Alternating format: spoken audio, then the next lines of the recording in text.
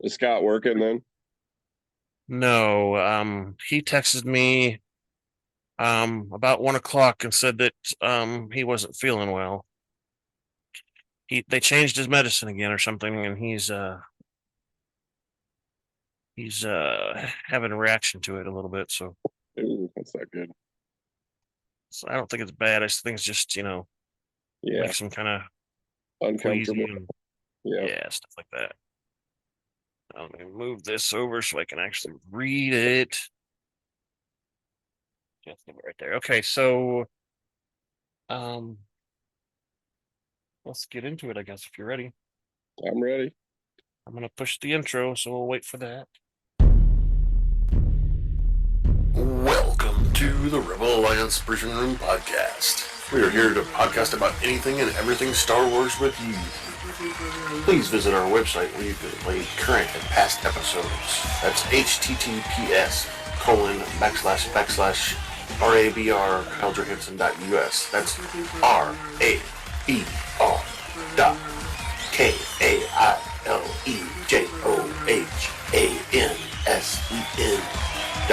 KAILEJOHANSEN.US. On the left-hand side is a navigation menu. You can use this to learn how to load the Rebel Alliance Briefing Room podcast on your Android or Apple phone and tablet.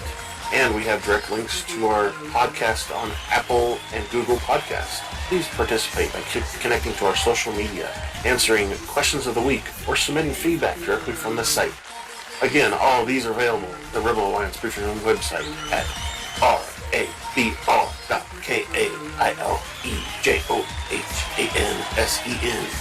RABR.KAILEJOHANSEN.US. And now it's time to talk Star Wars.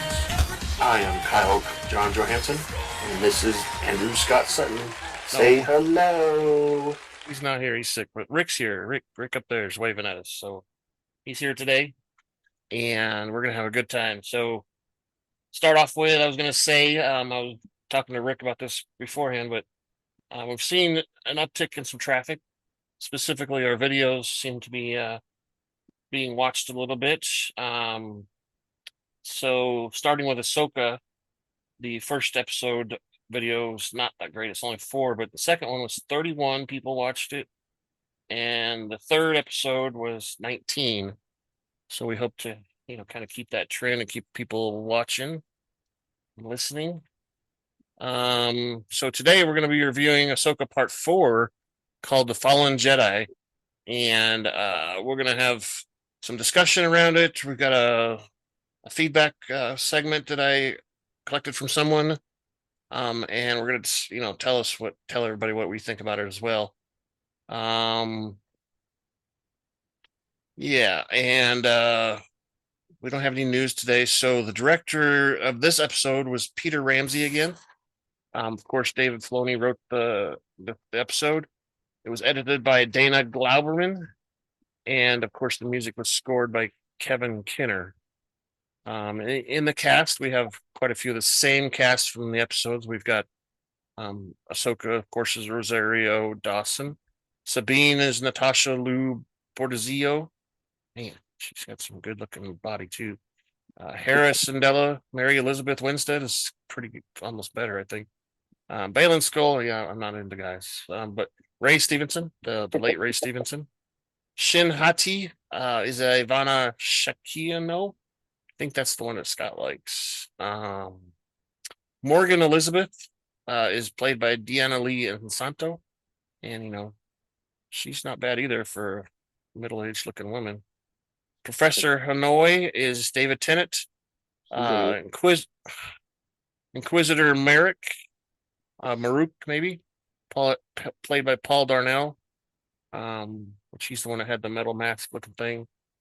Jason Syndulla, the little boy with the green hair. Evan Witten, First Officer Vic Hawkins. He's that guy that keeps following Hera around when she's on the ship. Yep. He's played by Nick Robinson. Captain Carson Teva made a appearance. Paul's son, Huan Lee. Lieutenant Basie. Michael C. Chandler. I think these guys are all some of those pilots. Lieutenant Mawat was played by Don Dinger. Dinger, something like that. Lieutenant Jinisu was played by Chow Nuvenma, and Lieutenant Lander was played by Brendan Wayne, which we've seen Brendan Wayne quite a bit. He's actually the stunt double for Mando, one of the stunt doubles, if you remember. So Related to Bruce Wayne. yeah. So we did Dome Armor last week, so I'm gonna do Aaron's for our commercial right now. Hey, I don't know that. you over there, Trooper, is your armor always dirty? When do you find time to clean it? Did Rebel Scum scratch and damage it? Does your helmet communications keep acting up? Yes, it does. Stop by Aaron's Armor Sparkalorium before 1500 hours. We will wash, clean, and sanitize your armor for the next day pickup. Our patented galactically ancient secret cleaning techniques will have your armor sparkling just like a new Cerealian by 1300 freighter just off the assembly line. You will be the envy of all your friends and coworkers, from the castles on Lothal to the politicians on Coruscant to the environmentalists on Endor. For your next day service, stop by Aaron's Armor Sparkalorium. We are located in Tatooine's Mos Eisley Spaceport, directly across from Hangar 35. We will also repair and sell most parts at the best rates in the known galaxy. All services guaranteed and licensed by the Emperor himself to last a lifetime. Only at Aaron's Armor Sparkalorium. Yeah. We accept Imperial credits only. Helmets and boots or services are extra. Oh, fine print there. I'm also gonna say that I received another bobblehead, Tobias Beckett. If you remember that from Solo. Yeah, the Solo. Yeah.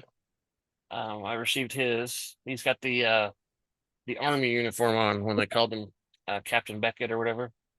Okay. Yeah. And the goggles on top of the hat. It looks like the hat and the uniform are kind of camouflage looking in a way. But anyway, Yeah. got that. I heard you say that you'd gotten several here last week or week we'll see before. what they do is, like, with Ahsoka just came out, right? So all the bobbleheads are on Amazon, but they're pre-order only. Yeah. So you can order them, but you don't get them right away. So what happens is I order them, and then the Amazon or the Ahsoka ones specifically, they're coming out in October. So I get a bunch of them 3 or 4 months later. So that's what happened with the Obi-Wan ones. They were actually a long wait. I think it was like 6 months before I got those. But yeah, I got the 2 Inquisitors that were in there, and the big tall yellow robot, and the Luke Skywalker's a boy, and another one with Obi-Wan Kenobi for that thing. Anyway, it was always fun. New toys. New toys. That's what Amy says. Toys. So again, we're they're what are they? Well, that's that. But what do they call the toys that are usually for boys? They don't call them dolls or toys. They call them action figures. That's it. You got your action figures and stuff like that. So that's what I call them. I like collectible investment better. Yeah, well, that's what they really are, because that's right now. There's a lot of money. It's at least in my side. But there's one that I've been trying to get since I started collecting these, and when I started, the price was like $15 for this one bobblehead. Now it's up to $600 because it was a very, very special edition, and they never made any more. So it's the Commander Cody one. I think I've talked about it before, but the Commander Cody one is like very expensive. Yeah. All right. So again, we're reviewing Ahsoka Part 4, Fallen Jedi. Episode aired on September 5th, 2023. It was 31 minutes long. Yeah. Is that right? No, that's not right. I didn't check the time on this one. No, that's 31 minutes from the last one. It was 37. longer than that. It was like 38 or something like that, maybe longer. And it's the same timeline, which is 9 after the Battle of Yavin, which means it's time to grab your favorite beverage, pull up a chair, and join us in the Rebel Alliance briefing room. Right?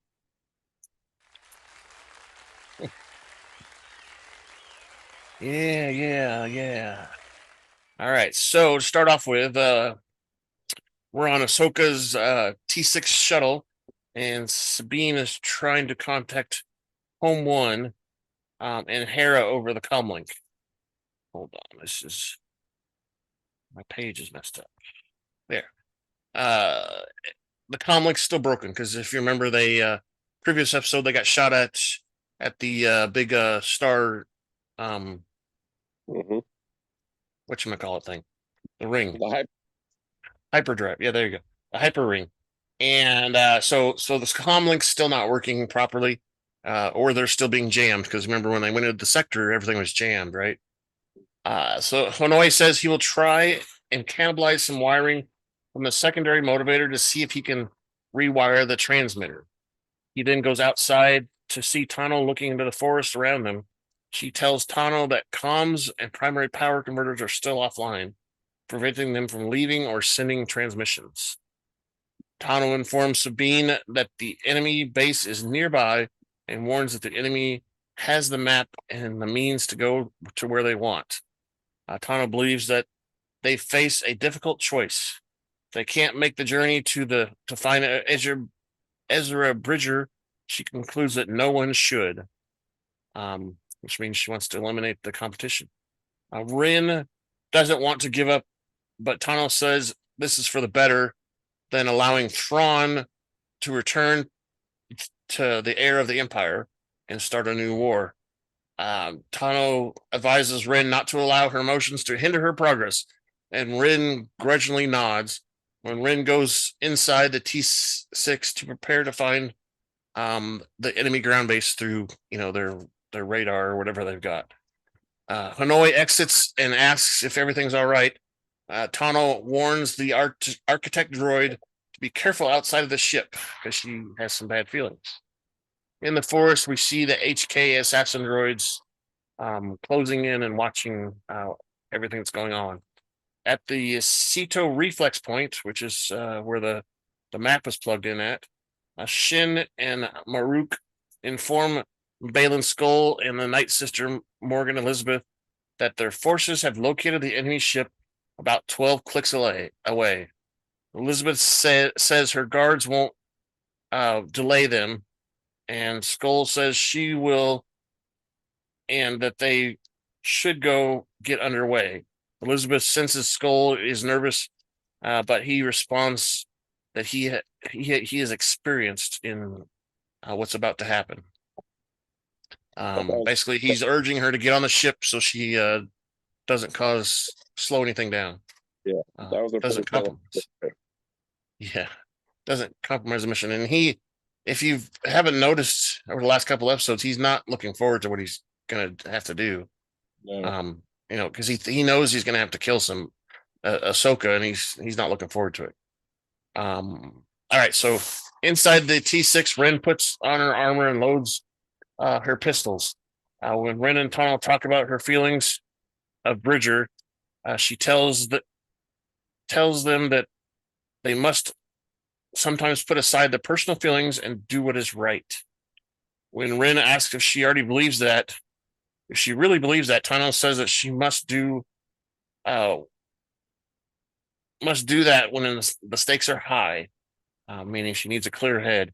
Meanwhile, Hanoi fixes the lighting, and the H-87 assassin droid attacks Hanoi. Hanoi defends himself with some pretty badass boxing action there. You would think that droids wouldn't be programmed to be able to box or whatever, but there was some pretty badass boxing there. Let's see. He defends himself, but he needs help, and you hear him start to call for help. But the assassin droid kind of puts his hands over his mouth speaker or whatever. Hanoi breaks free and severs a wire to alert the others, causing the T6 interior to go dark again. Tano and Wren notice the change and go outside. Tano and Wren battle the guards while Hanoi struggles with the assassin droid. Tano uses her force powers and lightsaber skills to kill intruders, while Wren does the same with her combat and marksman skills. Hanoi manages to defeat the assassin droid, but tells the women that the attack will set them back because he had to break something that was he has to fix now. Yeah. Tano instructs him to prioritize repairs to the transmitter and to contact General Syndulla urgently. Hanoi counsels Wren and Tano to stay together, saying that they do better that way. They do better as a pair. They kind of go rogue when they're apart, I guess is what he's trying to say. And then we go aboard Home One.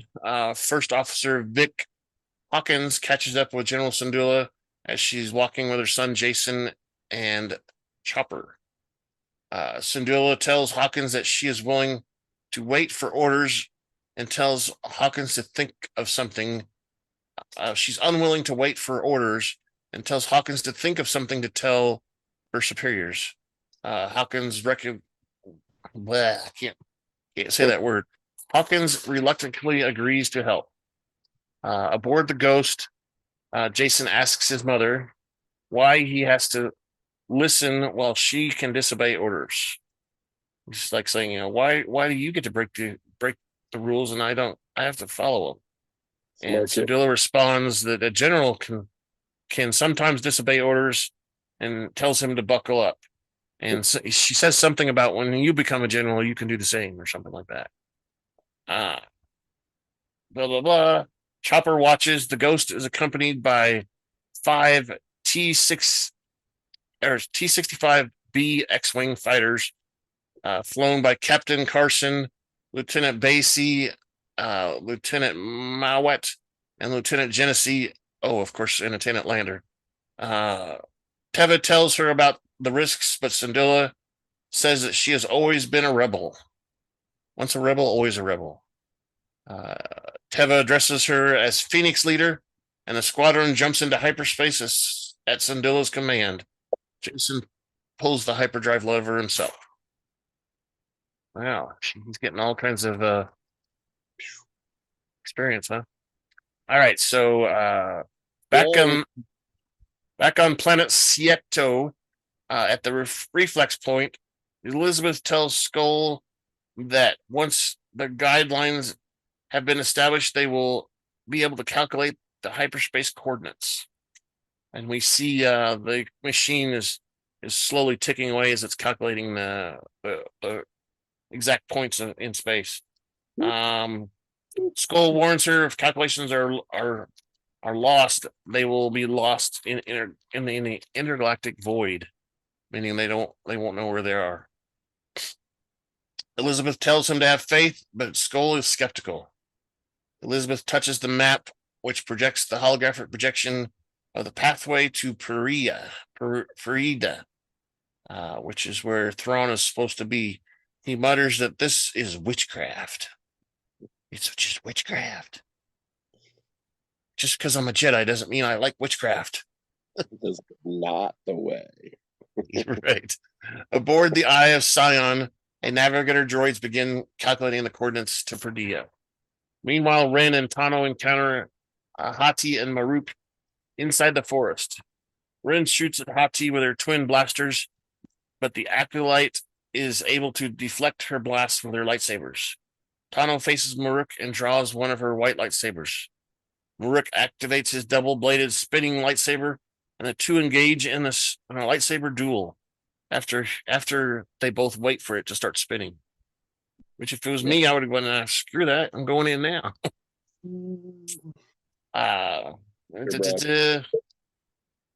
Seeking revenge from their earlier duel, Wren chases Hati through the forest. Wren corners Hati among clusters of trees, but the Dark Sider uses the force powers to hurl Wren against a tree, kind of knocking the wind out of her, and her helmet comes off. Hati attempts to strike down Wren, but The Mandalorian dodges with her lightsaber, which instead strikes a tree trunk. The two fight with their lightsabers, Wren drawing her green lightsaber to defend herself, while Elisabeth and Skoll oversee the calculations of the hyperspace coordinates. The Force users continue their fights in the forest. Rick spins his lightsaber before charging at Tano. However, Tano dodges him and slices him across the chest with her lightsaber. And it kind of leaves a red mark almost all the way across. I don't know if you saw, but it was like right along the rib cage, basically, and up. Yeah. The fallen Rick kneels down, and a green mist is released through the cut in his armor. The death of Marek interrupts Wren's duel with Hati, and Wren tells Tano to get the map while she deals with Hati. After Tano leaves, Hati warns that Wren that she will regret that decision before resuming the fight. Elsewhere, Elisabeth completes her calculations and tasks Skoll with protecting the map until she needs him. Tano reaches the Sieto reflex point and sees the Eye of Sion hovering above. Tano enters the hinge where she encounters Skoll, who tells her that Anakin Skywalker spoke highly of her. When Tano says that she doesn't know Skoll, Skoll explains that everyone in the Jedi Order knew Skywalker, but few saw what he became. Or what? More like don't have it on there. Dun, dun, dun, dun, dun, dun, whatever that. We hear it at the end of we hear it here at the end of the episode too. Spoiler. Oops. I forgot to play at the beginning here, but Anakin Skoll explains everyone knew. She asked if Skywalker's fall to the dark side of the Force motivated her to leave the Jedi Order. Tano refuses her past and throws aside her cloak. She basically tells him that she left before he turned. Skoll responds that he is here to secure the future for something greater. Tano asks him to consider the ethics of starting another war. Skoll replies that he is not starting another war, but says that Thrawn will. Skoll talks about the necessary evil of destroying in order to create. As Tano reaches for her lightsaber, Skoll admits that it is inevitable and ignites his own lightsaber. The two circle in position around the holographic display of the galaxy before they start. And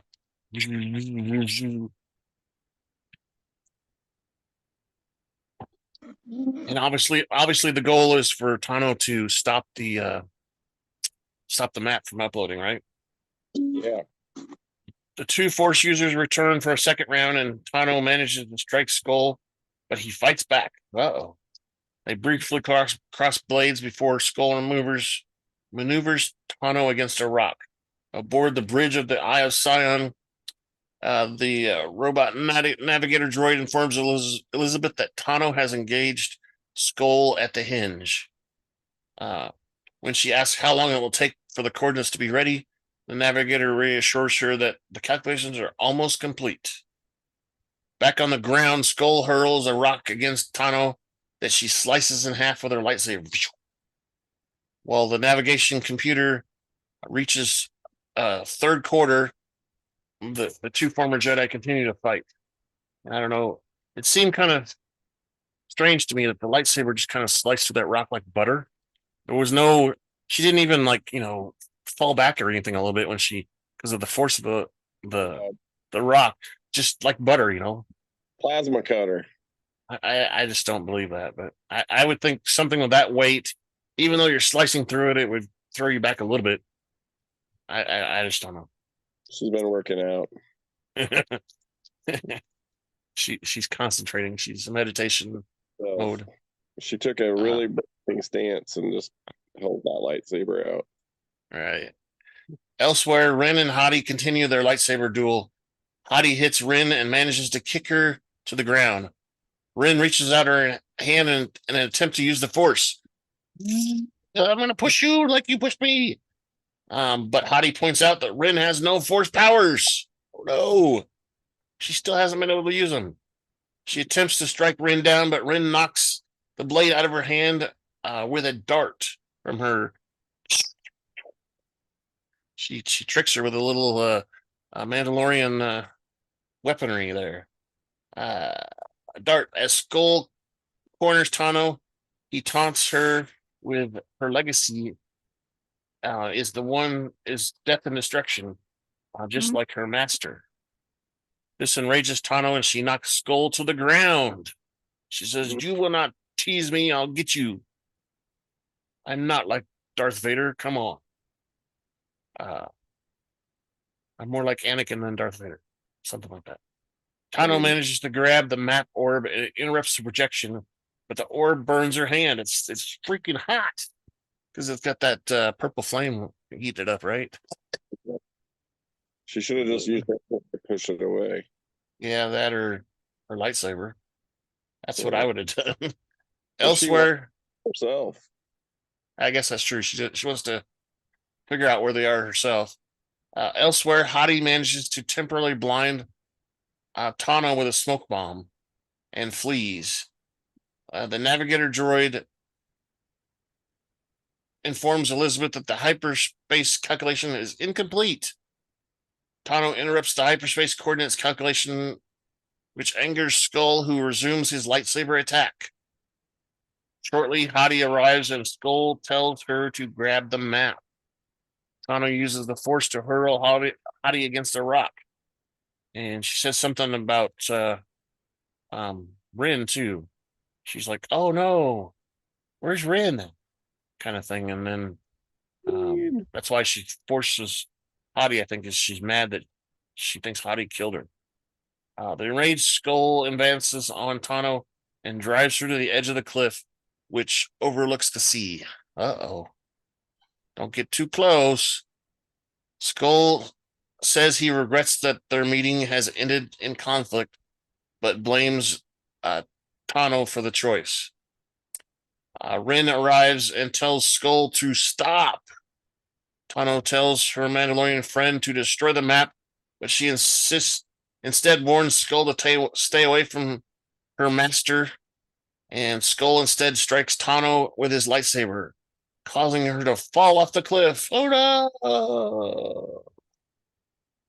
Horrifically, at the presumed loss of her friend, Wren attacks Skoll with her blaster, but the former Jedi defeats her blast, and then holds the map against her blaster. Skoll gives Wren the option to follow her master's orders or seize the opportunity to find Ezra Bridger, the only family that she has left. Wren claims he doesn't know what he's talking about, but Skoll tells her that he knows that Bridger is holding her back. Sensing her thoughts, Skoll tells her that she knows her family died on Mandalore because of her master Tano did not trust her. Skoll tells Wren that the two share a common goal and appeals to her desire to be reunited with Bridger. Skoll claims that he is serving a greater good and invites her to come with him to Perdia. He promises that no harm will come of her and that she will be reunited with Bridger. Skoll says that's the only way, and tells her to do it for Ezra. After considering Skoll's words, she hands him the map. Dun, dun, dun. He used his Jedi ways to get what he wanted from her. Except it wasn't sex. Well, they had a ball. That's true. And they probably cut the sex scene out, right? Oops. Hati begins force choking Tano, but Skoll orders her to stop, stating that he gave the Mandalorian his word. He claims that he will keep his word, unlike Tano, his former master. Skoll plays the map back on the mechanism, allowing the navigator droid to complete the hyperspace calculations and establish a route to Perdia. pleased Elisabeth orders up and started recalculating right from where it stopped. There was no reset thing. No starting over, nothing. It just kept continued on. Yeah, I thought that was weird too. He completes it, and Elisabeth orders the shuttle be sent down to retrieve Lord Bayllan so that they can begin their jump. Meanwhile, Hanoi is contacted by General Syndulla. Hanoi tells her that they are downed on Sidus and requests help. The Ghost and its fighters escort them into the Deneba system. Hanoi tells her that Elisabeth's forces have built a massive hyperspace ring and warns them not to let it escape. When Syndulla asks about Tano and Wren, Hanoi says that they are on the surface trying to stop the enemy. After Carson confirms the Eye of Sion's location, Syndulla proposes cutting across the axis and blocking its path. Elisabeth informs Skoll that the calculations are complete and to return immediately. Per Elisabeth's instructions, Skoll destroys the map with his lightsaber. Thought it was kind of weird that he put it in there and it just eventually it exploded, but it didn't. Yeah. Some sort of weird metal in that map or something. Huh? He pierced it straight down, and I don't know. But it just didn't destroy the whatever it was that was, gave it the power or whatever. The pedestal thing or whatever, yeah. That's a good word. Witchcraft. Yeah, witchcraft stuff. He destroys it with the lightsaber, telling Wren and Hati he will be following them, or they will be following him.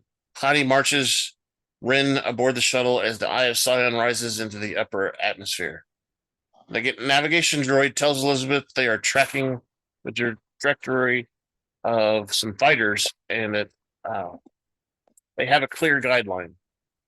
As the New Republic ships converge on the Eye of Sion, Teva orders the X-Wings to lock their S-foils into attack position.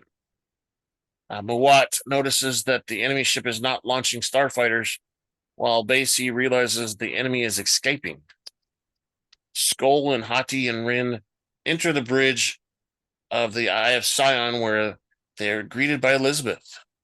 The navigator droid informs Elisabeth that the New Republic ships are in their path now. Wren realizes that Syndulla has arrived, but Elisabeth orders her droids to ignore them and engage the ship's hyperdrive anyway. They won't be a bother. They can't hurt us. They'll just blow right past them. Syndulla and Carson detect the hyperdrive surge, but it's too late. Mawat's X-Wings are knocked into Basie's X-Wing by the blasts unleashed from the hyperspace jump, killing them. The Ghosts and the other fighters manage to survive the surge. Syndulla and Jason watch in horror, with the latter saying that he has got a bad feeling. Uh-oh. I don't know. What happens when Jason has bad feelings? We don't know.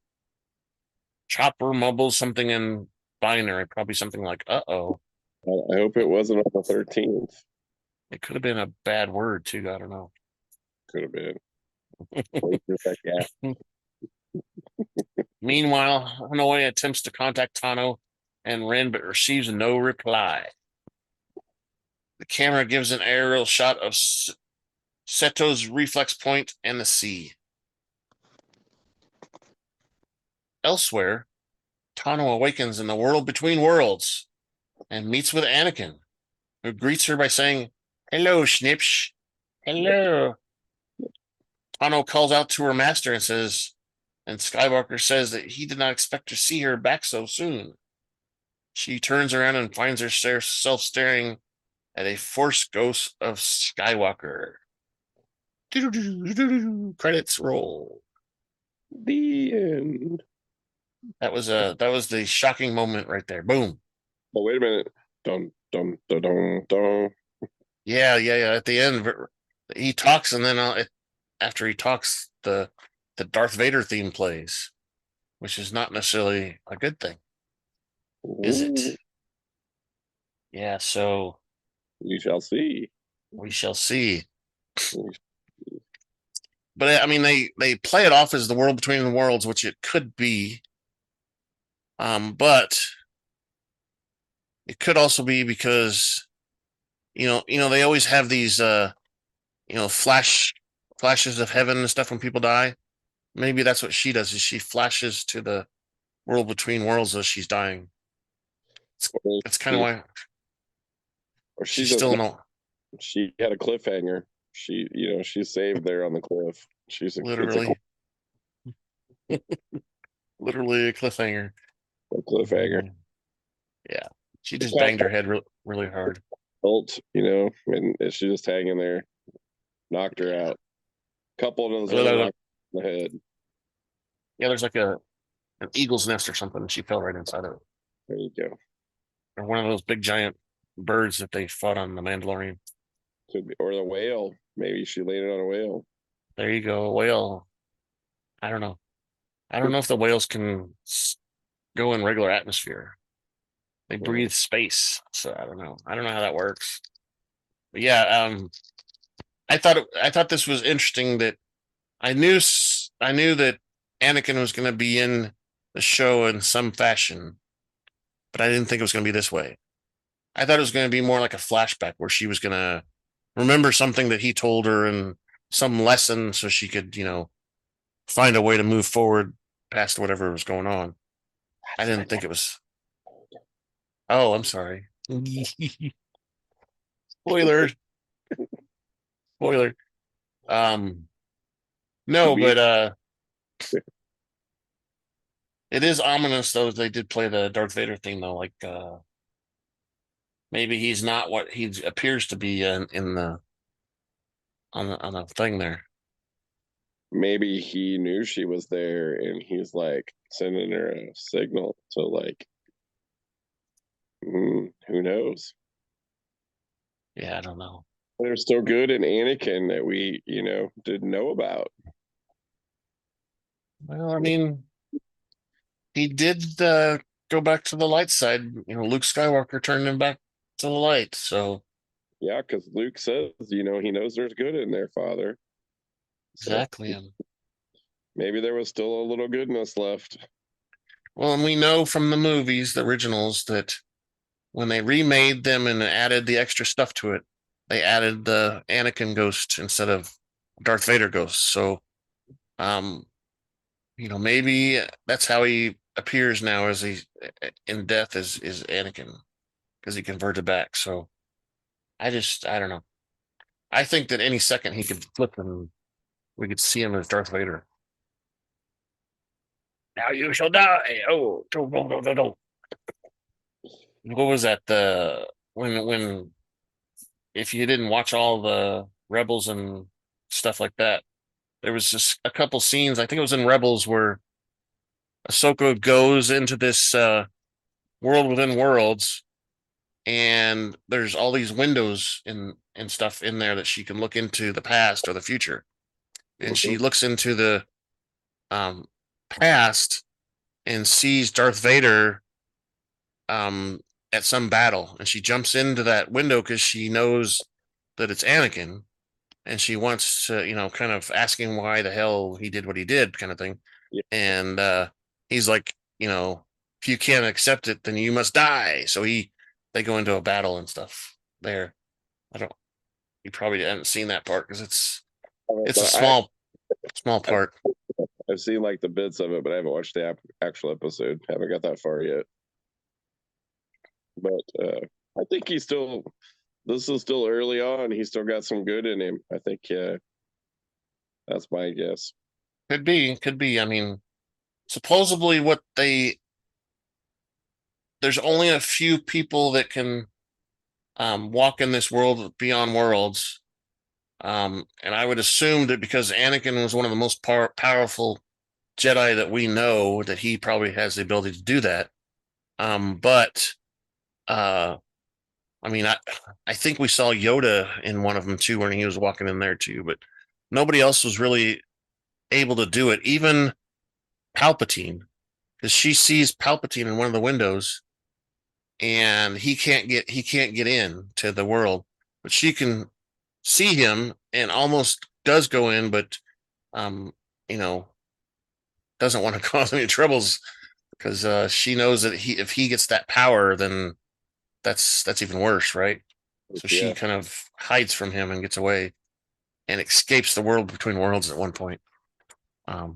There's some interesting episodes about those world between worlds. One, I think there's an entire one because Ezra discovers it first, and Ahsoka is heavily I don't know, symbolically heavily in there with Ezra, because there's a symbol with Ahsoka that she's some sort of bird or whatever, and she's in there all over the place, in World Between Worlds when he's there. Anyway, what in general did you think about this episode? Was it action packed, slow? Well, I think there was action. I mean, we saw Skoll and her get into lightsaber fight. We saw Sabine and the other gal, so Hati. I think it was kind of a precursor for what's coming down the road. A transition episode, I guess I would call it, because it was short, but there was some action in it. But I think it was a little foreshadowing. I question during the battle scene, they focused on that helmet when it fell off Sabine's head and landed on the ground. Like, there specifically was a zoom into the helmet, pause, focus, zoom out, move to the next thing. And so I questioned that one a little bit. Like, there's some symbolism to that for something. Yeah, I think there was probably something more there that they took out. And they want us to think about it more instead of revealing it right away. Because I think what we're going to find out is Sabine does have the ability to do Force stuff, but her Mandalorian side is holding her back. Yeah. And the removal of the helmet falling off kind of symbolizes that the helmet falls off and she realizes, she doesn't need it. I think that's what's coming soon. Because as much as they're focusing on it, I think that eventually she's going to figure it out. She just, she's too much in her mind like a Mandalorian, thinking about weapons and fighting and stuff, and not like a Jedi who, they clear their mind and meditate to be one with the Force, and that's how they can handle their lightsaber so well and stuff. Is they're in tune with the lightsaber, they're in tune with the surroundings around them, that kind of thing. And she's not. She's only reacting is what she's doing. I think that's what's holding her back. Because we kind of see that with Luke Skywalker when he first is introduced to stuff, when Obi-Wan tells him to put on that helmet thing and he can't figure it out, and then eventually he does, right? Eventually he does. And then he does the same thing with Yoda too. Yeah. The other thing was the Inquisitor guy, like getting cut open, and then the smoke. So in the Clone Wars animated, there's several, I'd say at least 5 or 6 episodes that include the Night Sisters. Because we find out that's how Darth Maul was created, was through some spell that the Night Sisters, because the Night Sisters are only women, but every once in a while they need a man, of course, right? Population. So they create this guy that's got all these big muscles and whatever, all through spells. And of course he's got horns, but that's natural for that species, I guess.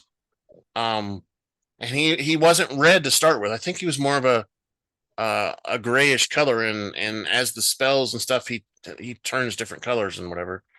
Anyway, and he has a brother also that they do the same spells on, but they put more spells on this guy, and eventually Maul and this guy fight a little bit too, but that's around the time when Maul takes over Mandalore or whatever. I don't know if you have gotten into that very far at all yet, but I mean, I've seen bits and pieces of kind of like the highlight episodes of it, but yeah. Yeah, Maul takes over Mandalore, and if you're, I don't know if you've seen the. Well, he gets a dark saber at that point, right? Yeah. That was his goal, was to he wanted to use Mandalore, for crime purposes. Because remember in Solo, if you remember the movie, at the very end, Maul's is the crime lord. That's Mm-hmm. around the same. That's around the same time that he's in charge of Mandalore too. And he uses the dark saber to, influence everybody and stuff like that too. Yeah. But yeah, it's a symbol of his power too. And eventually, what's her name that is on the Mandalorian? She takes the saber from him. Oh, Boca. Yeah, but she doesn't fight him. That's why they say in the beginning of the Mandalorian that she didn't actually earn the saber. Someone else fought him and he dropped it and she picked it up. So she didn't win it through a battle. She just stole it basically. So yeah. So anyway, that's the true owner or whatever. That's why they wouldn't follow her. Why all the other people wouldn't follow her and they split off. It's because she wasn't the true owner of it. Yeah. So yeah. Anything else you got to say about it? No, I'll I get think into the feedback after that. Next episodes are probably going to be a little bit longer because I think there's going to be a little bit more events. I don't know. You think Thrawn comes back this week or next week? I still don't know. This week. If it is this week, it's going to be like at the very end. They're going to leave you hanging, but I think it's going to be like episode 6 before he shows up. I think this six, maybe 7. Yeah, I think they get there, they look for him, maybe find him at the very end of the episode. But then episode 6 is when he, truly is introduced. I'm trying to remember. See, a lot of this stuff with Thrawn is not canon, especially at this point in time. Filoni is basically pulling all this stuff into canon, and I'm trying to remember if Thrawn actually does come back or not. Okay. I think he does for a short period of time. And we probably won't see it in the show. We'll probably see, a very short period of time before they destroy him or something like that. But Thrawn is not around when the New Order starts with Kylo Ren and all that stuff. He's not around then. He's gone, dead. I don't know what. Maybe he isolated himself to another galaxy. I don't know what happened because I didn't finish all the books yet. Well, I think we know he's coming because we've seen the previews, so we know he's there. Yeah. As a character, it's already been announced that he's going to be there. How long he's there, I don't know. I don't know that we'll necessarily see him for a really long time either. I think, like he may be there and gone by the end of the season. So yeah, that's what I'm wondering. I mean, there's rumors that Ahsoka is going to have at least 2 seasons. So maybe, season 2 is fighting Thrawn. Who knows? I mean, what else could there be after they find him? It would be a great except for fighting him. It would be a great last episode that there's a huge battle and he gets killed and he's gone and over with. Yeah, it would be. You can that episode just being nonstop battles, battle scenes, fighting or whatever. So what do we got? 8 episodes? Is that what they're projecting? Yeah, 8 episodes is what they have, and so far they're not going to play the last 2 in the same day, like they did with previous things. Yeah. So far they're going to be separated. So my guess is like you said, it's going to be probably a 40-50 minute episode for 7 and 8 each. Yeah. To get it all in, maybe, I don't know. 7 could be short and 8 could be the long one. I don't know, but Well, I think next week we follow them to wherever he's at, galaxy wise. Then yeah, you get in the Ezra Bridger part, so you know that that's going to get tied in somehow. And yeah, Sabine's now with Skoll, so we know that there's going to be some kind of connection with Ezra Bridger there too. But we also have the Thrawn part, so I think maybe we got 2 episodes with Bridger and 2 episodes with Thrawn, and then we have a huge ending with a big blowout fight. And could who be. knows? I think Bridger and Thrawn are in the same place, so I think if we see Bridger, we're probably going to see Thrawn at the same time. Yeah, yeah, yeah, Um, see, there's 2 scenarios that I can see from what we've seen so far of the show.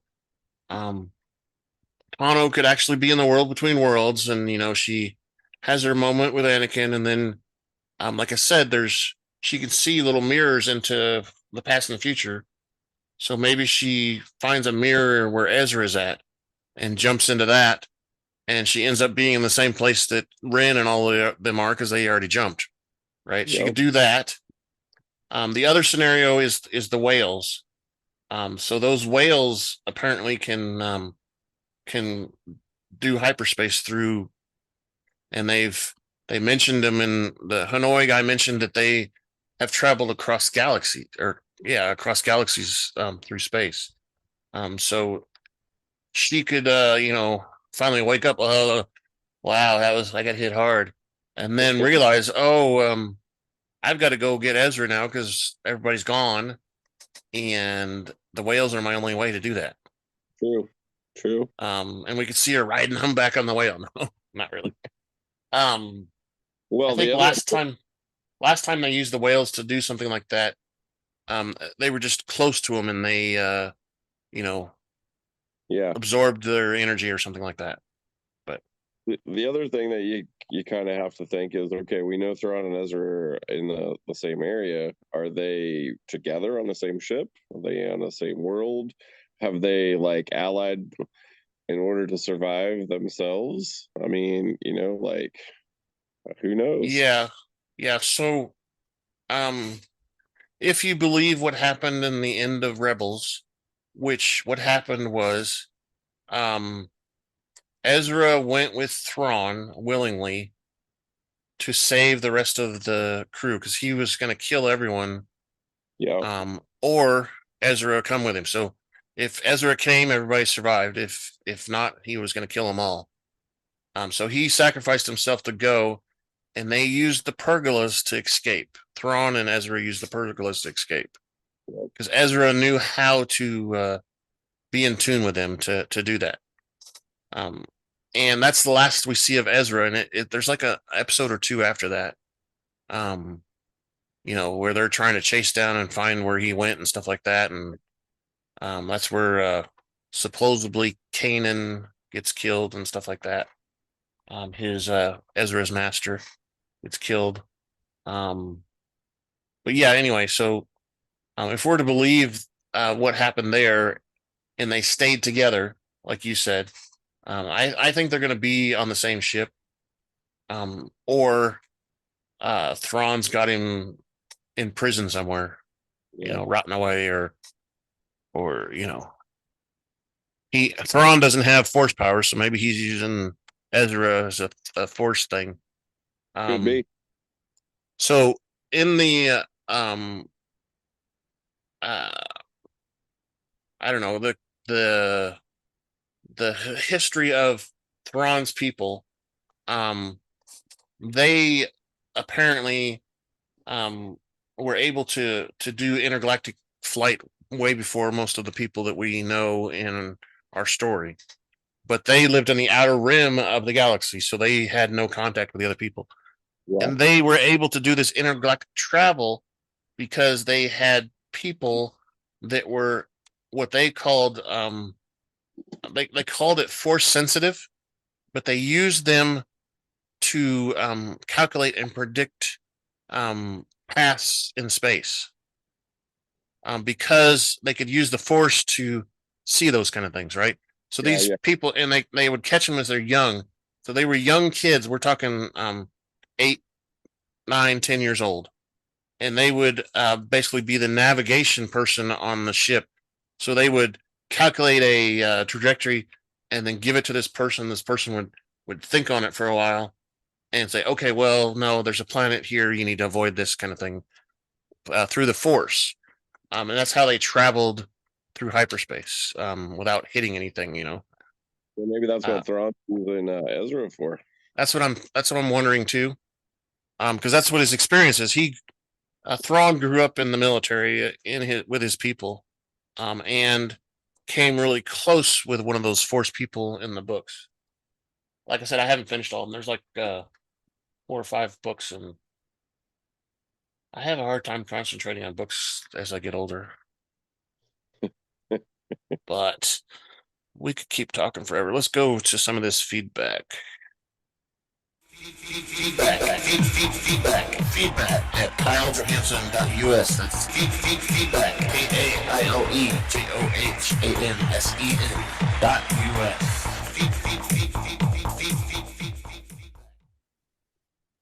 All right, so as I was telling you before, I didn't really mention it here on the live portion here, but I talked to a guy named Steve, and he has his own podcast called Rebel Rock Radio. They talk about Star Wars in general. They do a little bit, of a small review on episodes that come out, like the Ahsoka stuff. But they mainly, like he said, that next week they're going to focus on Solo the movie and talk about that, in addition to everything else that they're going to talk about. Hi, Steve. Yeah, he is actually he lost his co-host recently, and he's looking for a co-host, or he's actually wanting to come on another podcast. And I kind of have been talking to him to see if he wants to or not. And right now schedules don't work out. He works on Saturdays, so that's not a good thing. And yeah, I know it's difficult to find time to do this anyway. But he gave me some feedback on this episode. Start off with the feedback is kind of more general feedback of the show, but he says, I thought it was a pretty great episode. I was really happy to finally see the Ghost in live action, which is the ship that Hera drives. I felt like Maruk was a big tease to the viewers, but maybe it didn't really it didn't pay off. I was glad that they started to show the relationship between Hera and her son. He's up in the air about the Ahsoka and Anakin reunion that we saw at the very end. He doesn't know what he thinks about that or what's going to happen. What it means. He kind of got emotional though, because if you've watched the Clone Wars animation stuff, Ahsoka and Anakin were really, really close. So it's kind of emotional for some people to see that reunion. But he then became very skeptical once they played the Imperial Darth Vader march at the end there. Dun, dun, dun, dun. He also believes that there's going to be a lot more crazy stuff that happens in the next couple episodes. They're willing to put out. They're willing to put that out in theaters. So he mentions theaters. So there was some places in the United States that actually broadcast episode 4 in a theater. You could go see it. Really? It was a special engagement kind of thing. It wasn't. I don't think they did it in Kansas City, but yeah. Maybe in 6 different locations you were able to go in and watch it. It was kind of a celebration of half season thing, And That'd he be mentions that he wishes they'd be willing to do that in theaters more often. And that's all he really had. Most of it is we were talking about him coming on the podcast sometime, and I told him he could record something if he wanted to, and we could do it that way. But anyway, thanks to Steve for the feedback kind of stuff and giving his opinions, and maybe we might see him on the show sometime. Depends on what we find. Come on, Steve. And I told him, lot of times there could be three of us, but usually it's only two, and we welcome as many who want to. And his podcast, they do a live stream, and he plays the guitar. So he has live music that he does during the show. And if you watch his show, which I might put a link on our website to his show, he has a lot better graphics abilities than I do. He has graphics that are in motion and all kinds of stuff on his video stuff. I personally don't have time to do all that stuff. So I'm like an artsy kind of fella, and I ain't that.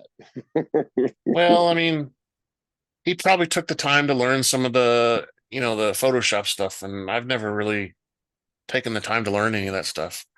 Mostly because it takes a lot of time to get into it, and I'm just not into that. And I like the podcasting thing more as a radio thing. That was my original idea because back in the kid I used to pretend like I was a DJ on a radio station. So anyway, yeah. Feedback at kylejohansson.us is our email address. You can send your feedback there. The good part about the email address is you have the ability to attach a video. I think Gmail limits the size to 25 megabytes, which is a pretty good size for a video. Obviously, you can't do any 4K or anything like that special because that takes up a lot of space. But send us something there. We'll gladly play the video on our podcast. We'll listen to it, and probably we'll try not to make fun of you, but we might. We can get we can also get feedback on the website. If you go to our website on the left-hand side, like we always say over there's a link for feedback, and it's a form you fill out, and it actually goes to an email address as well, but you can't attach any video to that one. We're on Twitter at super_duper_pod.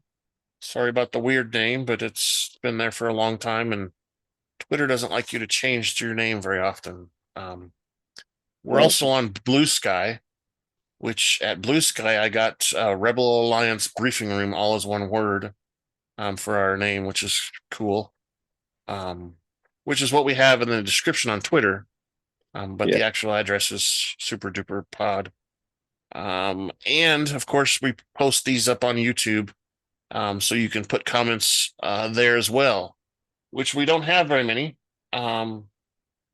Again, I was telling everybody that we have all kinds of people watching, and I find it very strange that, with the reputation that YouTube has, that we don't have any comments. Come on, YouTubers, type.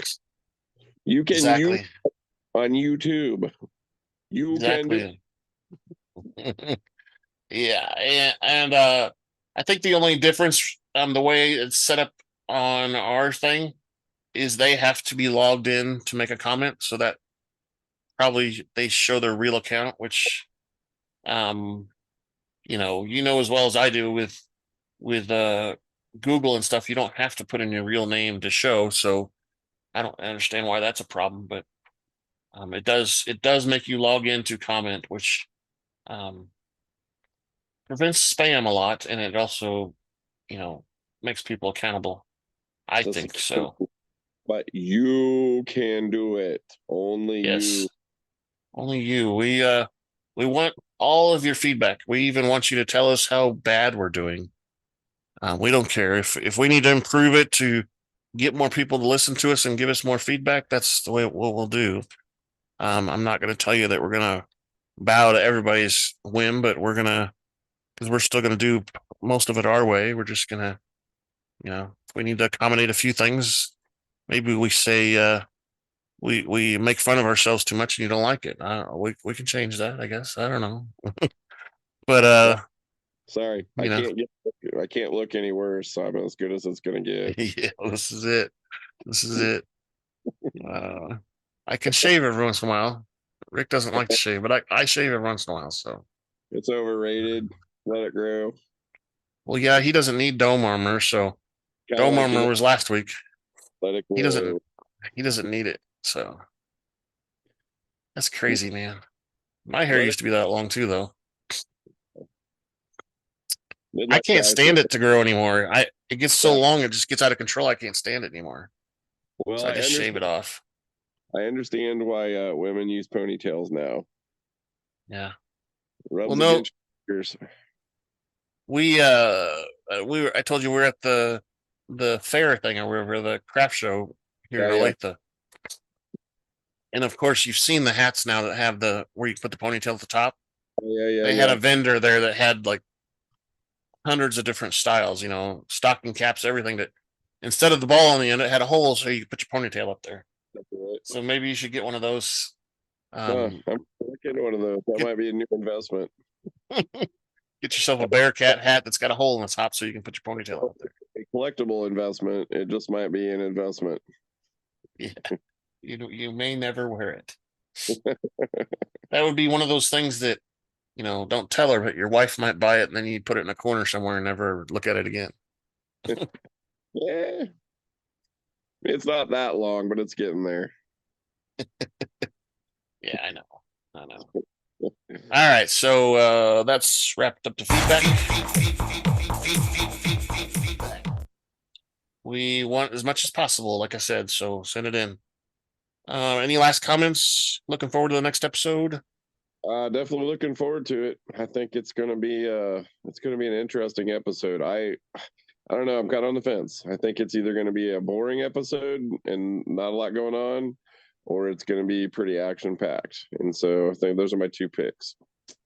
I'm leaning towards boring, but yeah, I think it might be. I think they might take up a lot of it with this Anakin thing that we saw at the end there. I think it's more of the Sabine and Skoll conversation kind of thing. I think they're going to kind of a little bit too, yeah. Try to get a relationship of some kind there. But yeah, I think there'll probably be some Anakin there too. And maybe he'll find some way to get her to find her Force abilities. Could be. And then we have to bring her back from the dark side. Yeah, well, I which think technically Skoll's not, but he's got some good in him too. That Yeah, I think that's why those guys don't have the dark red sabers, is because they're not fully dark. Yeah, they don't really mention it. I think actually, that Professor Hanoi, the robot, says something about Jedi that are in between dark and light, but he doesn't call them gray or anything like that. And I think that's what we're supposed to assume these guys are. And that's what a lot of people assumed before the show started. But yeah, I don't know. I mean, in general, what do you think? Is this Ahsoka a measure up to some of the other shows? Mando is better. Oh, I don't know. I'm kind of sold on Mando. I'm just kind of. I mean, if I had to pick out of it's them, really good. I would rank Mando number one. Boba it's really Fett, good. I kind of had high hopes for Boba, but now it's kind of like I don't know. It petered out. Kind of boom. A lot of people think they ruined Boba Fett because they brought Mando into it. Yeah. I don't know. I like Bad Batch too, though. So I don't know that I can say right now that Ahsoka's above Bad Batch, but it has a potential. I mean, if I was going to go Mando, Bad Batch, right now Ahsoka, because I think Ahsoka's better than Boba. But Ahsoka could go one way or the other. So did you watch any of Andor? Yeah, and I don't know. Andor was just a little slow for me, but I think it's in season 2, right, of Andor. Yeah, but it's going to be a lot faster, I think, too. Yeah, I think it'll be better than what the first season was, because I think it's just going to be a lot more action. I think Andor season 1 set up a lot of stuff. Season 2 is just going to be kind of boom, boom, boom, going through things. So, well, you have to remember when they originally talked about it, Andor was going to have 4 seasons. Yeah, and they dropped it to 2, and they say they're still going to cover the same timelines in the 2 seasons. So season 2's got to go fairly fast. we got what coming out 2 still, or did that one get axed for sure? So which one? Wasn't it the Acolyte? Wasn't that coming out? Yeah, that's slated for 24. But like there's another one, Skeleton Crew, and a couple other ones they're all being affected by the actors strike. Yeah. Because they haven't actually started production yet, so that depends on when they get off the strike. So there's that, yes, and there's supposed to be we're supposed to have part 3 of Visions, Star Wars Visions, and Tales of the Jedi 2. I think part 3 of Visions is in 24, but Tales of the Jedi is supposed to be this year at the end of the year. And that's the animated one that had the little shorts or whatever, the little short. Yeah. Yeah. No, I think and then it's there at the top, but for me anyway. I don't think, for me, it's as good as it could be, honestly. Because Rebels was so good to begin with. And part of what I liked the most about Rebels is we got a lot of the mythology. You found out about the old ways of the Jedi, and they went to these temples and learned this thing or that thing. And supposedly Ahsoka has studied all that junk herself, because she was partially with him during some of the times and partially not. She guided Ezra a little bit in his path as a Jedi, but Kanan was the main master for Ezra. It was always Ahsoka and Sabine in the end, because Sabine's like, I want to do that stuff. I'm a warrior, let me teach me how to do it, and that's how that kind of happened. But anyway, I just don't. I think they have a lot to make up with in the next couple episodes. I think is what I'm trying to say. It's definitely not as good as Mando, like you were saying. I don't think it is. Rebels was what, 6 seasons, 7 seasons? Yes, 5 seasons, I believe. So maybe 6. Yeah, and that's a lot. That's a lot. I know, and most of the seasons were 22 episodes. I think the 5th season was only like 12 or something, because Rebels basically stopped and was non-existent for 2 years, and then they came back for the 5th season and ended it. Same thing with the Clone Wars, and they came back during the pandemic, which is weird. Why would they stop before the pandemic and then come back? But anyway, you would think the pandemic was the cause, and it really wasn't the cause. So, that's a different podcast. Yeah. The Pandemic Podcast by Kyle and Rick.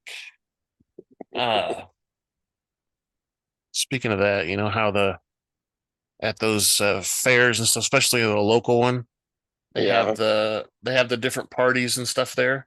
The Democratic Party and the Republican Party. Yeah. Well, there's this vendor that's a local vendor, and they do clothing and stuff and hats and whatever.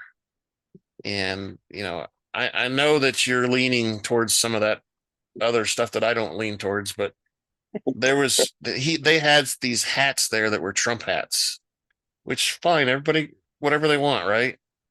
But there were some of them were crazy. There was like one hat that said, "I'm an ultra magma," not just the regular magma, which is already enough. He's an ultra magma. Ultra. And then there's another hat which I really didn't like. It was something about supported the insurrection of the White House, where they went in on January 6th or whatever. Okay. And I'm like, come on, how can you get away with selling stuff like that? Anyway, as P.T. Barnum would say, there's a sucker born every minute. So so much. Yeah. And so. Yeah, he had some pretty cool other stuff, just regular T-shirts, and he had some Chiefs stuff, and Amy's looking at it all, and I'm like, hey, look at these hats first before you buy something. She's like, oh, maybe I don't want to buy anything from this guy. But then she's like, no, they're good. I'm buying them. Yeah, she almost did. She almost did. Truthfully. Yeah. I barely got out of that place. I'm telling you, man. You didn't buy a Bud Light hat, did you? No, I didn't. But strangely enough, they did have Bud Light hats there. They did. at that booth. Yep. Yeah, we went to a different podcast. We better stop. Yeah. All right. I'll run the outro then. Thank you for listening to the Rebel Alliance Briefing Room podcast. Please visit our website where you can play current and past episodes. That's https://rabr.us. That's RABR. Down there.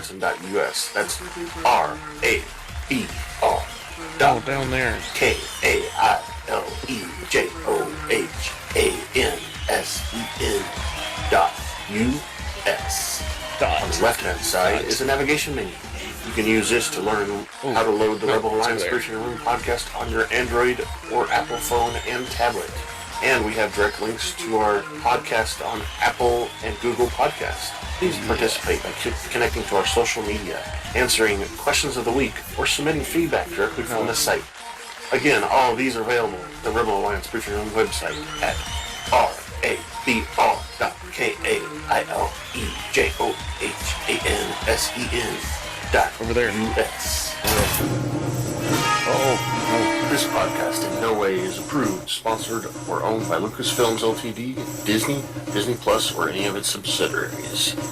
All opinions are solely owned by Kyle and or Scott, and in no way express the views or opinions of their past or present. No, Rick doesn't have any opinions. Views and opinions are not supported or restricted by Lucasfilms Ltd., Disney, Disney Plus, or any of its subsidiaries. Any rebroadcast, reproduction, or any or other use of this podcast and its affiliate sites without consent of Super Duper Podcast Network and its host is prohibited. Shame. I am Kyle Johansen, and this is Andrew Scott Sutton. No. Say goodbye now. No, Andrew, just Rick. And Rick is a pleasant surprise. We enjoy him on the show all the time. Surprise guest. So, yeah, surprise guest. All right. Well, we hope Scott's feeling better. He'll be back next time, let's hope. And we'll see you guys with episode 5. Bye-bye. Let me push this.